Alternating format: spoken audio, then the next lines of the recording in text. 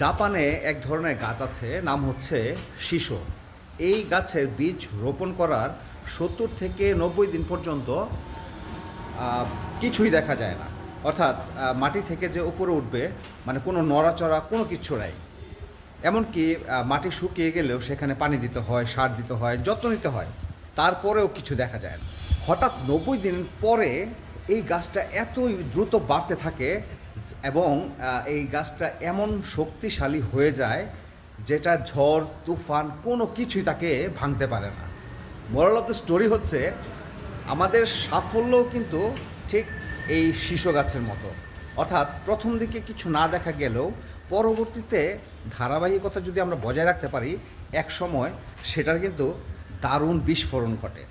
So mind it. জাপানে এক ধরনের গাছ আছে, নাম হচ্ছে শিশো। এই গাছের বীজ রোপণ করার 70 থেকে 90 দিন পর্যন্ত কিছুই দেখা যায় না। অর্থাৎ মাটি থেকে যে উপরে উঠবে, মানে কোনো নড়াচড়া কোনো কিচ্ছু নাই।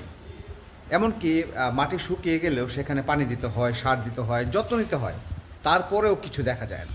হঠাৎ 90 দিন পরে এই গাছটা এতই দ্রুত বাড়তে থাকে এবং এই গাছটা এমন শক্তিশালী হয়ে যায় যেটা ঝড় তুফান কোনো কিছুই তাকে ভাঙতে পারে না।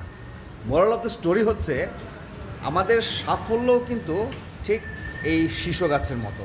অর্থাৎ প্রথম দিকে কিছু না দেখা গেলেও পরবর্তীতে ধারাবাহিকতা যদি আমরা বজায় রাখতে পারি, এক সময় সেটার কিন্তু দারুণ বিস্ফোরণ ঘটে।